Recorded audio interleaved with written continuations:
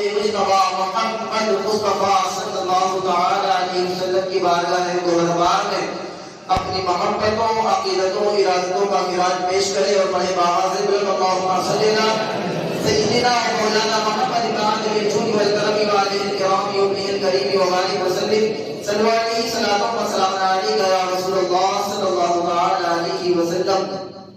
غوث اعظم قمر بے سر و سامہ مدد قبلہ دی مدد کعبہ ایماں مدد بگرداب بلا افتادہ کشتی ضعیفان شکستہ رات پشتی بحق خاجر عثمان ہارون مدد کن یا معین الدین چشتی. اللہم نور قلوبنا بتلاوت القرآن وزین اخلاقنا بالقرآن ونجنا من النار بالقرآن وادخلنا الجنت بالقرآن. حضرات محترم، ابھی میں نے حضرات کے سامنے قرآن مجید فرقان حمید سے آیت مبارکہ تلاوت کرنے کا شرف حاصل کیا. اللہ رب العزت قرآن عظیم فرقان حمید میں ارشاد فرماتا ہے وَأَحَلَّ اللَّهُ الْبَيْعَ وَحَرَّمَ الرِّبَا، جس کا آسان سا ترجمہ یہ ہے کہ اللہ تبارک و تعالیٰ نے بیع کو، یعنی بیع کسے کہا جاتا ہے؟ اردو میں بیع ہے، لیکن ہماری زبان میں، اردو زبان میں اس کو یہ کہا جاتا ہے کہ تجارت، خرید و فروخت. اس کا ترجمہ یہ ہے احل اللہ البیع، کہ اللہ تبارک و تعالیٰ نے بیع کو یعنی تجارت کو، کاروبار کرنے کو، خرید و فروخت کرنے کو حلال قرار دیا ہے. وحرم الربا، اور سود کو ناجائز اور حرام قرار دیا ہے. ہوا یہ کہ کچھ لوگ پہلے کے دور میں کچھ لوگوں نے یہ کہا کہ جو مال جس سے کمایا جاتا ہے، چاہے وہ کسی بھی طریقہ ایسا بھی طریقہ ہو، بس انسان کا فائدہ ہو تو وہ تجارت کی طرح ہے، وہ بھی جائز ہے.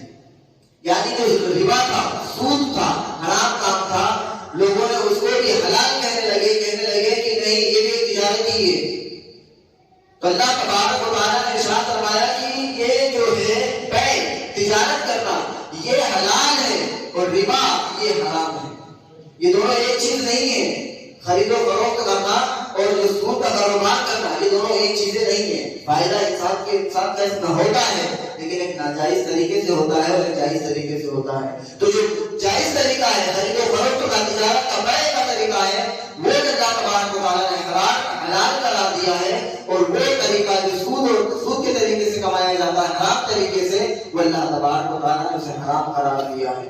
تو احل اللہ البیع وحرم الربا، کہ اللہ تبارک و تعالیٰ نے بیع کو حلال کیا ہے، تجارت کو حلال کیا ہے اور سود کو حرام قرار دیا ہے. ایک وہ دور تھا، پرانا دور، جس میں لوگ تعلیم کے لیے، علم حاصل کرنے کے لیے، اپنے علم میں اضافہ کرنے کے لیے لوگوں کو بڑی مشکلوں کا سامنا کرنا پڑتا تھا. یعنی چاہے وہ کسی پروگرام کی تحت ہی ہو، یعنی پروگرام کرنا ہو، لوگوں کی نصیحت کروانی ہو، لوگوں کے سامنے تقریر کروانی ہو، تو دل میں تمنائیں رہ جاتی تھی، آرزویں رہ جاتی تھی، انسان کی عمریں ختم ہو جاتی تھی، لیکن وہ ہو نہیں پاتی تھی. ایسا مشکلوں کا ضرورت ہے کہ کہیں مصر کے بڑے عالم دین ہیں، بغداد کے ہیں، یمن کے ہیں، یا کسی اور نیپال، بنگال، کسی باہر کے دیش کے جو علماء کرام ہیں، تو دل میں تمنائیں رہتی تھی کہ ان کو بلا کر کے کچھ ان کی دو باتیں ہم سنیں. دل میں آرزویں رہتی تھی، اور وہ آرزویں دیکھے تو انسان دنیا سے چلا گیا، لیکن وہ آرزو پوری نہیں ہو پائی، کیونکہ وہ دور بڑا مشکل کا دور تھا، بڑی پریشانیوں کا دور تھا. آج کے دور میں اللہ تبارک و تعالیٰ نے انسان کو اتنی عقل و شعور دی اور اس مقام پر پہنچا دیا کہ آج انسان کے ہاتھ میں اینڈرائڈ موبائل ہے، انٹرنیٹ کا زمانہ ہے.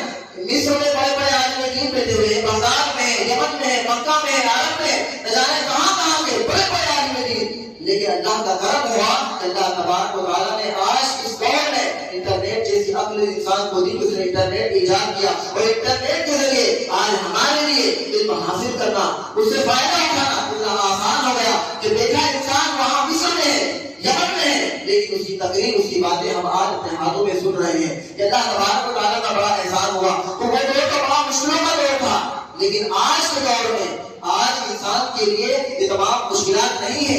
آج انسان کے لیے آسانیاں ہو چکی ہے کہ وہ یہاں بیٹھ کر کے اپنے ہاتھ میں بڑے بڑے علماء اکرام کے بیانات سن سکتا ہے، ایک کلک کرے گا اور بیان سن سکتا ہے. اتنی آج کے دور میں مسجدوں کا حال دیکھیں، اتنی بڑی بڑی عالیشان مسجدیں بنی ہوئی ہیں، کروڑوں روپے مسجدوں میں لگا ہوا ہے، بڑی بڑی خانقاہیں موجود ہیں، اس کے باوجود آج مسلمان ترقی کیوں نہیں کر رہا ہے؟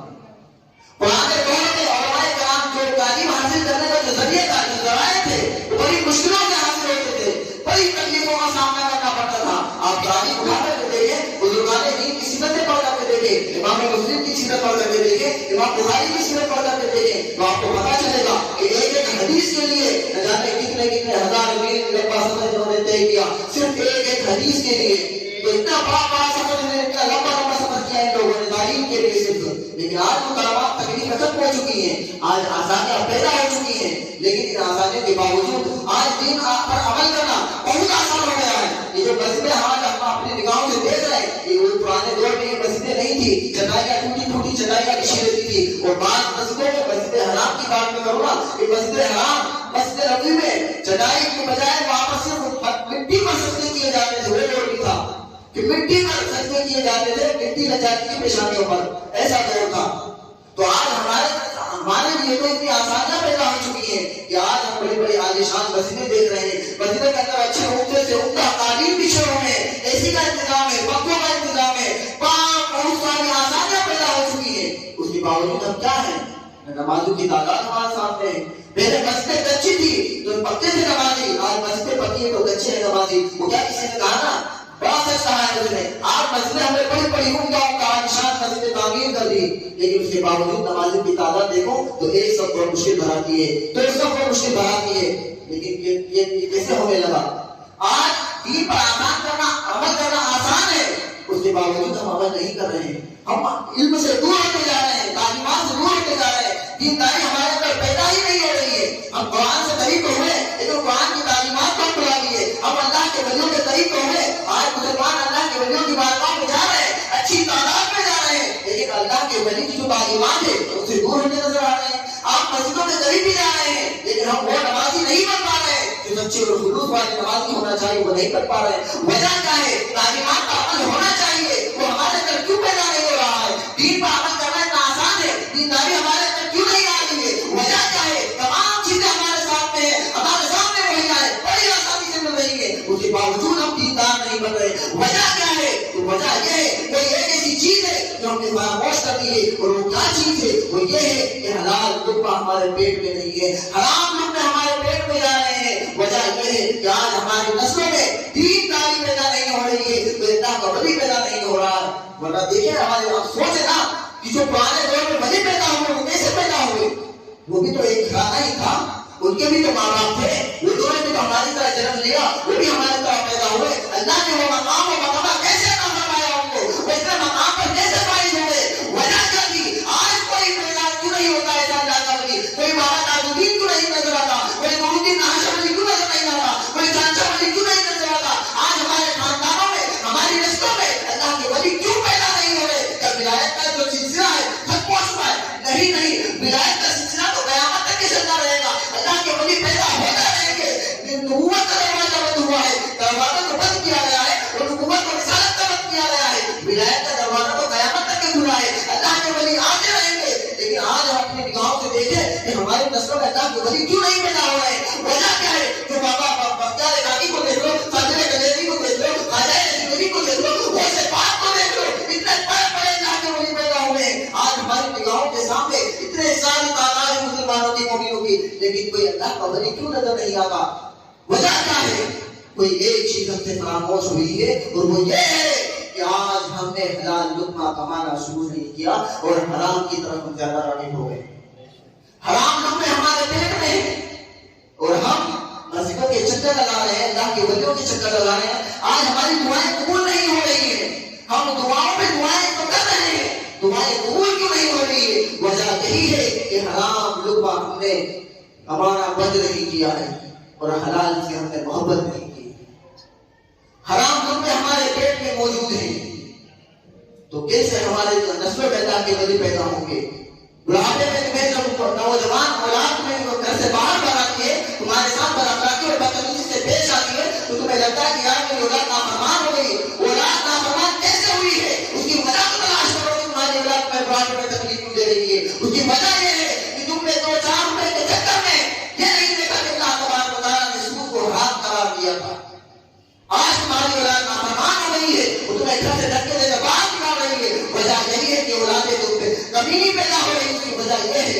نے حرام لوگ ان کے پیٹ میں کھلائے، پیٹ میں داخل کیے. اگر ہم یہ سوچ کر کے 3 ٹائم کا کھانا کھلانے کے بجائے صرف 1 ٹائم کا کھانا کھلاتے لیکن حلال طریقے سے کما کر کے کھلاتے تو بڑھاپے میں تمہاری اولاد تمہارے ہاتھ چومتے نظر آتی، تمہاری اولاد تمہارے قدموں میں گرتی نظر آتی کہ میرے باپ نے مجھ پر بڑا احسان کیا ہے، اپنے ہاتھوں میں چھالے برداشت کی ہے، اس نے دھوپ کڑک کی دھوپ میں اپنے لیے اس نے کام کیا ہے. تو وہ اولاد کبھی بڑھاپے کو تمہیں گھر سے باہر نہیں نکالتی بلکہ گھر کے اندر اچھے سے اچھے بستر پر تمہیں لے جاتی ہو. لیکن وجہ کیا ہے گھر سے باہر نکالنے کی وجہ؟ کیونکہ تم نے ان کے پیٹ میں حرام لقمے داخل کیے. میں آج نوجوان نسل سے کہنا چاہتا ہوں جو کمانے کے لیے کمانے کے قابل ہو گئے ہیں وہ اپنے کاروبار پر نظر ڈالے کہ میں جو کاروبار کر رہا ہوں، کام دھندا کر رہا ہوں. بہت سارے لوگ دماغ میں یہ سوچتے ہیں کہ یار میں شراب کا دھندا تو کر نہیں رہا، کوئی میرا کوئی جوئے کا اڈا تو چل نہیں رہا، میں تو یار کرانے کی دکان کھول کے بیٹھا ہوں، کوئی تو پھل کی دکان ہے. ارے حرام کام کرنے، حرام کمائی یہاں پر بھی ہوتی ہے، چاہے وہ کرانے کی دکان ہو یا پھل کی دکان ہو یا کسی اور چیز کی دکان ہو. ضروری نہیں کہ تم شراب ہی بیچو تو حرام کام ہوگا یا جوئے کا اڈا چلاؤ تو حرام کام ہوگا.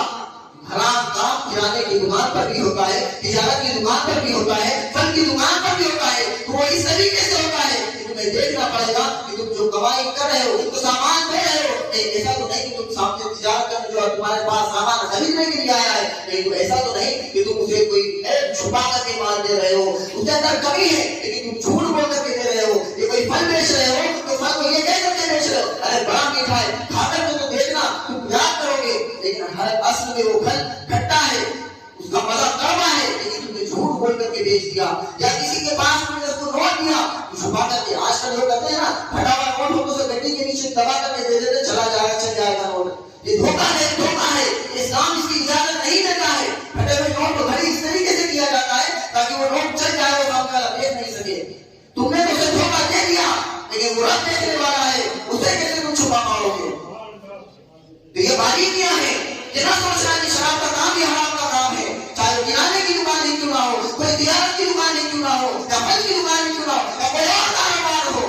قرآن اور حدیث کی روشنی میں عمل کرتے ہوئے اگر کاروبار کیا جائے گا تو اللہ تمہیں اس میں برکتیں عطا فرمائے گا. آج برکتیں ہم سے اٹھتی چلی جا رہی ہیں، گھروں میں برکتیں ہی نہیں ہیں.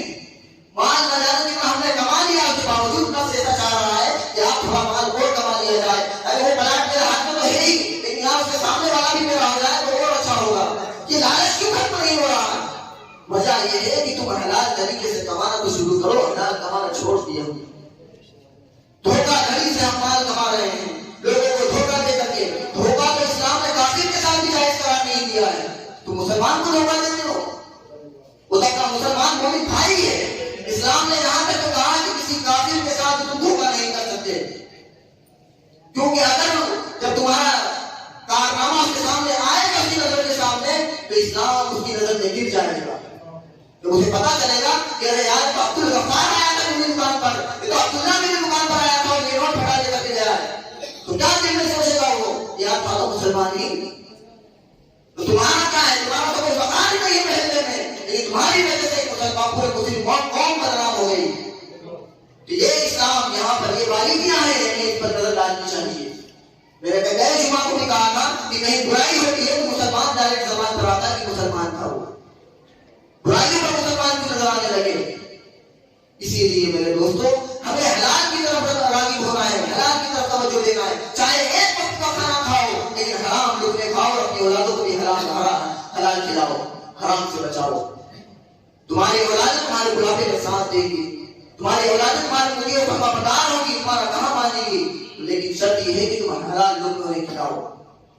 اللہ کے رسول صلی اللہ علیہ وسلم مسجد نبوی میں آپ نماز فجر کے بعد میں لوگوں کو درس دے رہے تھے، صحابہ کرام کو. ایک شخص نے نماز پڑھی اور اٹھ کر کے چلنے لگا. کسی نے پوچھا ارے آپ کہاں جا رہے ہو؟ اللہ کے رسول صلی اللہ علیہ وسلم درس فرما رہے ہیں، کچھ باتیں بتا رہے ہیں اور تم چھوڑ کر کے جا رہے ہو نماز پڑھا تھوڑا. اللہ کے رسول نے دیکھا کہ وہ دونوں آپس میں باتیں کر رہے ہیں. اللہ کے رسول نے ارشاد فرمایا اسے جانے دو. اگر وہ اس نیت سے یہاں سے اٹھ کر کے جا رہا ہے کہ میں جاؤں گا اور جا کر کے حلال روزی کماؤں گا اور اپنے بچوں کو کھلاؤں گا، تو اللہ تبارک و تعالیٰ اسے عبادت کا ثواب عطا فرمائے گا. کیا فرمایا اللہ کے رسول نے کہ اگر وہ مسجد سے درس چھوڑ کر کے جا رہا ہے، نماز تو پڑھ لی لیکن جو نماز کے بعد درس کیا جاتا ہے، اگر وہ نفس چھوڑ کر کے جا رہا ہے، اس نیت سے جا رہا ہے کہ میں حلال روزی کماؤں گا اور اپنے بچوں کو کھلاؤں گا، تو اللہ تبارک و تعالیٰ اس کے حلال روزی کمانے پر اسے عبادت کا ثواب عطا فرمائے گا۔ اور یہاں تک کہ اللہ کے رسول صلی اللہ علیہ وسلم نے ارشاد فرمایا کہ اگر کوئی بندہ محنت اور مزدوری کر کے اتنی محنت اور مزدوری کرے کہ وہ حلال کمائی کے لیے اتنی مزدوری اور اتنی پریشانی اٹھائے کہ اس کے بدن سے پسینے کے قطرے ٹپکنے لگے، تو اللہ تبارک و تعالیٰ ہر قطرے پر اسے نیکی عطا فرماتا ہے۔ اور ایک روایت میں یہ بھی موجود ہے کہ اللہ کے رسول صلی اللہ علیہ وسلم نے ارشاد فرمایا کہ جو بندہ مومن نیکی کا کام کرے، حلال طریقے سے کمائے اور اس کے بدن سے جو پسینے کے قطرے نکلتے ہیں، اللہ تبارک و تعالیٰ اس کے ہر قطرے پر اسے اجر و ثواب عطا فرماتا ہے۔ یہ اللہ کے رسول صلی اللہ علیہ وسلم نے ارشاد فرمایا۔ تو یہ روایتیں، یہ باتیں کس کے لیے ہیں؟ یہ ہمارے لیے تو ہے کہ چاہے تم جو کام بھی کرو، کام کرنے پر بھی اسلام ثواب دے رہا ہے اور اجر دے رہا ہے۔ اس سے بڑا اور اچھا مذہب اور اسلام کون سا ہو سکتا ہے؟ بتاؤ تو صحیح۔ اس سے اچھا مذہب کس کا ہو سکتا ہے کہ تم کاروبار بھی کرو، تمہیں بھی نہیں کہ اس بات پر بھی ہو، اور یہ مذہب تمہیں کوئی انجوائمنٹ اور کسی چیز سے منع نہیں کرتا ہے کہ تم یہ نہ کرو وہ نہ کرو، بلکہ اسلام تو اجازت دیتا ہے انجوائمنٹ کی، لیکن شریعت کی حد میں کی جائے، ناجائز طریقے سے نہ کیا جائے۔ کوئی بھی کام کرو تو شریعت کی روح سے کیا جائے، شریعت کے اندر کام کیا جائے، جس طریقے سے اسلام نے اجازت دی اس طریقے سے کیے جائے۔ آپ کرو جو کام کرنا ہے آپ کو، لیکن شریعت کی حد میں کرو، چاہے کچھ بھی ہو۔ آپ انجوائمنٹ کریں، گھومنے جائیں یا سیر و تفریح کے لیے جائیں، جو کرنا ہے کرو، اسلام اس کی اجازت دیتا ہے۔ خود قرآن میں اللہ تبارک و تعالیٰ نے ارشاد فرمایا سیروا فی الارض، زمین میں سیر کرو، یہ قرآن نے کہا ہے۔ زمین میں گھومو پھرو، عیش کرو، لیکن اس کا یہ مطلب نہیں کہ جا کر کے وہاں پر رنگریلیاں بناؤ۔ آپ جائیں انجوائمنٹ کے لیے جائیں، لیکن کوئی حرام کام وہاں پر جا کر کے نہ کریں۔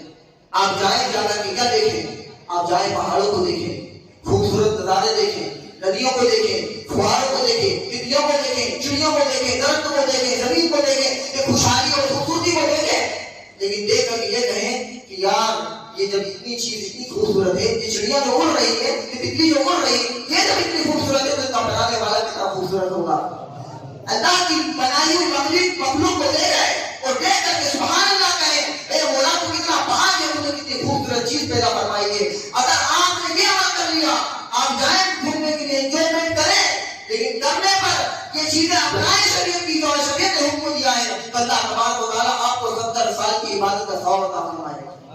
کیونکہ اللہ کی بنائی ہوئی مخلوق کی تعریف کرنا، اس کی ذکر کرنا، کہ اللہ کے ذکر میں شامل ہے، اور اللہ کے رسول صلی اللہ علیہ وسلم فرمایا کہ اللہ کا ذکر کرنا 70 سال کی عبادت، یعنی اللہ کی بنائی ہوئی مخلوق کی تعریف کرنا یہ 70 سال کی عبادت سے زیادہ افضل ہے۔ بتاؤ، تو اسلام تو اس بات کی اجازت دیتا ہے، تو ہمیں چاہیے کہ ہم یہ چیز کریں، گھومیں پھریں دیکھیں، لیکن کسی چیز کے مرتکب نہ ہو، حرام کام کے مرتکب نہ ہو، جا کر کے زنا کاری نہ کریں، بدکاری نہ کریں، شراب نوشی نہ کریں، یعنی جس چیز کی اسلام نے اجازت دی ہے ان چیزوں کو بنائیں، برے کام نہ کریں۔ اسلام جس چیز کی اجازت دیتا ہے وہ چیز کریں، برے کام نہ کریں۔ اللہ تبارک و تعالیٰ کے پیارے رسول صلی اللہ علیہ وسلم نے جن احکامات کی ہمیں تربیت کی ہے، ان احکامات پر چلنے کی ہمیں زیادہ سے زیادہ کوشش کرنی چاہیے، بلکہ ہم خود بھی چلیں اور اپنے اولادوں کو اس پر نامزد کرنے کی کوشش کرتے رہیں۔ یہ نہیں کہ میں تو نمازی ہوں لیکن میری اولاد نماز نہیں پڑھتی ہے، میرا بیٹا تو نماز پڑھتا ہے، یہ کافی، گھر کے اندر سے ایک فرد نمازی بن گیا یہ کافی نہیں، ہمیں کوشش یہ کرنی ہے کہ بچے کی ماں بھی نماز پڑھے، بہن بھی نماز پڑھے، میں خود بھی نماز پڑھوں، میرا بیٹا بھی نماز پڑھے، یہ ہونا چاہیے، برائی سے بچے اور نمازیوں کے پابند بھی ہو جائیں۔ تو آج اسی محفل میں ہم عہد کریں کہ ہم حلال اور حرام لقمے سے بچیں گے اور حلال کمائیں گے انشاءاللہ۔ اسی محفل میں ہر جمعہ کو آپ سے وہ وعدہ کیا جاتا ہے کہ آپ یہاں پر بیٹھ کر کے وعدہ کریں، اگر آپ اسی طریقے سے ہر جمعہ کو یہاں بیٹھ کر کے سچی دل سے توبہ کریں گے اور اللہ کی بارگاہ میں اگر آپ کی توبہ قبول ہوگی تو آپ گناہوں سے دور ہو جائیں گے اور نیکیوں کی راہوں پر گامزن ہو جائیں گے۔ تو یہ چیزیں ہمیں اپنانی چاہیے، حرام کاموں سے ہمیں بچنا ہے، جن چیزوں سے اللہ کے رسول نے ہمیں حکم دیا ہے وہ ہمیں کرنا ہے، بلکہ اللہ کے رسول صلی اللہ علیہ وسلم نے ارشاد فرمایا کہ سود کا ایک لقمہ اگر کسی نے جان بوجھ کر کے کھایا، یہ حدیث پاک سناتے ہیں نا تو بہت سے لوگ بولتے ہیں آپ مت بیان کرا کرو یار اسی حدیث سے، تمہیں حدیث سننے میں شرم آتی ہے، ایسی حدیث نہ سنایا کرو، حدیث سننے میں شرم آتی ہے لیکن حرام کام کرنے میں شرم نہیں آتی ہے۔ یہ حدیث پاک اللہ کے رسول صلی اللہ علیہ وسلم نے ارشاد فرمایا کہ جب بندہ جان بوجھ کر سود کا ایک لقمہ اگر کھاتا ہے جان بوجھ کر کے تو اپنی ماں سے 36 مرتبہ زنا کرتا ہے. 36 مرتبہ اپنی سگی ماں سے زنا کرتا ہے صرف ایک لقمہ جان بوجھ کر کھانے پر اتنا بڑا گناہ. تو بتاؤ ہماری تو عمریں گزر گئی ہیں کھاتے کھاتے. ہمیں اپنے گریبان میں کھانا ہمیں کسی کے اوپر یہ نہیں کہنا کہ سبھی کھاتے ہیں. جو کھاتے ہیں اللہ تبارک و تعالیٰ نے ہدایت دے اور اس چیز سے بچائے. لیکن آج اس محفل میں سچی توبہ کریں. یہ فرامین ہو گئی ہے, مذاق والی بات نہیں جسے میں ڈرانے کے لیے آپ کو دے رہا ہوں. یہ ڈرانے والی باتیں نہیں ہے. اللہ کے رسول کا فرمان ہے اور اس کا فرمان کبھی بدلتا نہیں. جو میرے رسول نے فرما دیا وہ حق ہے, وہ سچ ہے, وہ کبھی جھوٹ ہو ہی نہیں سکتا. تو اتنی بڑی سزا اور آج ہم اس میں کوئی فرق نہیں, ہمیں کوئی افسوس ہی نہیں ہے, احساس ہی نہیں ہے. ہم حرام کام سے کما رہے ہیں, بس تمہیں تھوڑا کم وقت کے اندر ترقی تو مل جائے گی لیکن اس کا انجام بہت برا ہونے والا ہے. ہم یہ سوچتے ہیں یار فلاں کے پاس اتنی اچھی گاڑی ہے, اتنا اچھا بنگلہ ہے, اتنا اچھا سب کچھ ہے اس کے پاس, میرے پاس کیوں نہیں ہے؟ میں بھی تو کما سکتا ہوں, میں بھی تو کر سکتا ہوں. تو کرو. اسلام کہتا ہے کہ تم اچھا پہنو, اچھا ہو, اچھے طریقے سے رہو. اسلام اس بات سے منع نہیں کرتا ہے. اسلام نے جو حکم دیا ہے سادگی کا مطلب یہ نہیں ہے کہ تم اچھا لباس اتار کر کے پھینکو, پھٹے پرانے کپڑے پہن کر کے گھومو. یہ اسلام نہیں کہتا ہے. اسلام تو یہ کہتا ہے کہ تم کماؤ لیکن حلال طریقے سے کماؤ. چاہے کتنا مہنگے سے مہنگا لباس پہننا چاہتے ہو پہنو. اسلام اس سے منع نہیں کرتا ہے. اسلام تو اس بات کی اجازت دیتا ہے کہ اگر اللہ نے تمہیں دیا ہے تم اسے دکھلاؤ. اما بھی نعمت ربی کا فحدث, جو رب نے تمہیں نعمت دی اس کا خوب خوب چرچا کرو, دکھلاؤ لوگوں کو کہ مجھے رب نے نوازا اس نعمت سے. اچھے سے اچھا لباس پہنو. بزرگان دین کی سیرت پڑھ کر کے دیکھو, خود اللہ کے رسول صلی اللہ علیہ وسلم نے کئی مرتبہ عید کے موقع پر آپ نے سنا ہوگا حضور علیہ السلام کے جبے مبارکہ میں کئی مرتبہ مطلب وہ ہوتے تھے, پیرونے لگے ہوتے تھے, لیکن آپ نے وہ نہیں پڑھا کہ اللہ کے رسول صلی اللہ علیہ وسلم نے یمنی جبے بھی پہنے ہیں. اللہ کے رسول صلی اللہ علیہ وسلم نے 27 اونٹوں کی قیمت صرف ایک جبے کی. اللہ کے رسول صلی اللہ علیہ وسلم کے یمنی جبے پہنے اللہ کے رسول نے. کبھی پھٹا لباس بھی پہنا ہے تو وہ یہ امت کو درس دینے کے لیے پہنا اللہ کے رسول نے کہ میری غریب امت ایسا نہ ہو کہ وہ افسوس اور ندامت میں ڈوبی رہے کہ میرے پاس تو مال ہی نہیں ہے, تو وہ مجھے دیکھ لے کہ میں تو پھٹا لباس پہنتا ہوں. اس لیے اللہ کے رسول نے پھٹا لباس پہنا ہے اور بڑا عمدہ سے عمدہ لباس پہنا. اللہ کے رسول نے یہ بتانے کے لیے کہ اگر اللہ نے تمہیں نوازا ہے تو تم قیمتی سے قیمتی لباس بھی پہنو. اور جان رضی اللہ تعالیٰ عنہ آپ کی سیرت آپ پڑھ کر کے دیکھیں, اللہ آپ یعنی آپ رضی اللہ تعالیٰ عنہ کی آپ کو پتا چلے گا کہ آپ کتنے بڑے تاجر تھے, کتنے بڑے مالدار تھے. جو آج ہم لوگوں کو دیکھتے نا کہ فلم انڈسٹری کا بڑا ہیرو ہے, وہ بڑا اچھا ہیرو ہے, پھر یار اس کی وہ مطلب بایوگرافی پڑھ رہا تھا تو اس نے کیا میں نے پڑھا یار کہ یار وہ تو ہر مہینے کا بلکہ ہر روز نئے کپڑے پہنتا, اس کے بعد دوسرا کپڑے مطلب ایک بار پہنو دوبارہ پہنتا نہیں وہ کپڑے. ہوتا ہے نا بڑے بڑے ہیرو فلم اسٹار وغیرہ, ہمارے یہاں کی جو پرائم منسٹر ہے وہ بھی تو پہنتے ہیں کہ نہیں پہنتے, ہر سال ہر مہینے کا بلکہ ہر روز نیا کپڑا پہنتے ہیں. وہ جو پہنتے دوبارہ اس کو پہنتے نہیں. تو ہم ایسے لوگ جنہیں نہ نجاست صاف کرنے کا طریقہ معلوم ہو, گندگی صاف کرنے کا, طہارت حاصل کرنے کا طریقہ معلوم نہیں ہے, آج ہم نے انہیں آئیڈیل بنا دیا ہے. ہمیں ایسے لوگوں کو نہیں دیکھنا ہے, ہمیں تو انہیں دیکھنا ہے. اور اعظم رضی اللہ تعالیٰ کی سیرت پڑھ کر کے دیکھیں, آپ اتنے بڑے ایماندار, اتنے بڑے تاجر تھے کہ آپ ہر روز نیا کپڑا پہنتے تھے, اور جو کپڑا ایک بار پہن گیا اسے کبھی زندگی میں پہنتے نہیں تھے. یہ تھے غوث اعظم. اللہ تبارک و تعالیٰ نے نوازا تھا انہیں. تو یہ مقام ہے, آپ کمائیں, اچھے سے اچھا کمائیں, کھائیں جو کھانا ہے آپ کو اچھے طریقے سے کھائیں, لیکن حلال ہو, حرام طریقہ بالکل بھی نہ ہو. اسلام منع نہیں کرتا ہے جو کچھ بھی پہننا ہے پہنے, جو پہننا ہے پہنے, جو اوڑھنا ہے اوڑھے. جیسا آپ کو سوال ہونا ہے سوال ہی کرے. امام اعظم ابو حنیفہ رضی اللہ تعالیٰ آپ کی سیرت پڑھ کر کے دیکھیں کہ آپ کتنے بڑے تاجر تھے, جو آپ کے کندھے پر یہ جو شال کرے, کندھے پر لٹکی اس طرح کی جو شال علماء کرام بزرگان دین رکھا کرتے تھے, وہ امام اعظم کی کئی درہموں دینار, لاکھوں درہموں دینار کی ہوا کرتی تھی, صرف شال کندھے پر رکھنے والی شال. اتنے بڑے تاجر تھے آپ. یہاں تک کہ آپ اپنے شاگردوں سے بھی کہا کرتے تھے کہ بیٹا کماؤ, خوب کماؤ, اچھے سے کماؤ, محنت سے کماؤ, حلال طریقے سے کماؤ, اور خوب اچھے سے اچھا پہنو اور اچھی سواری استعمال کرو. خود امام اعظم اپنے شاگردوں کو حکم دیا کرتے تھے. تو آپ محنت تو کریں, غلط طریقہ کیوں اپناتے ہیں, ناجائز طریقہ کیوں اپناتے ہیں, جس کو اللہ نے حرام قرار دے دیا اس میں برکت کیوں ڈھونڈتے ہو آپ کہ مجھے برکت ہو جائے اس میں. اور بہت سے لوگ جو حرام کا مال کمایا دیتے ہیں, صدقے میں دیتے ہیں, یہ کبھی قبول نہیں ہوتا میرے دوستوں. حرام کا مال تم چاہے اسے حج کر کے آ جاؤ یا کہیں بھی خرچ کر دو, کسی بھی راہ میں, زکات میں یا فطر میں یا مسجد میں لگا دو, کبھی قبول نہیں ہونے والا, کیونکہ وہ کمایا ہوا اصلی حرام ہے نا. تو وہ مسجد میں لگاؤ یا تو کھانے ڈھابا میں لگاؤ, حرام تو حرام ہے. تو حرام کام کو ہم فلاحی کاموں میں استعمال کرتے ہیں. حضرت حضور اعلیٰ حضرت حاجی بریلوی علیہ رحمۃ اللہ نے ارشاد فرمایا کہ حرام مال, حرام سے کمایا ہوا مال مسجد میں لگانا یا اسے حج کرنا ایسے ہی ہے جیسے کہ ناپاک کپڑے کو پیشاب سے صاف کرنا. بتاؤ, حرام کمال, حرام کمایا ہوا مال آپ مسجد میں لگائیں گے تو مثال تو دیکھیے کیا فرمایا کہ ایسا ہی ہے جیسے گندگی سے کپڑا ہوا, مطلب اجازت والا کپڑا آپ اس کو پیشاب سے صاف کریں تو کیا صاف ہوگا؟ پہلے تو اجازت نہیں ہوئی ہے اور آپ اس کو اجازت سے صاف کر رہے ہیں, قیامت تک کے دھوتے رہیں گے تو صاف ہونا نہیں.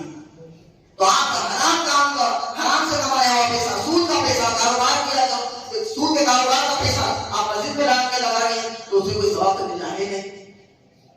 تو حرام کام سے ہمیں پرہیز کرنا ہے اور حلال کی عادت ڈالنی ہے. اپنے اوپر نازل کر لو.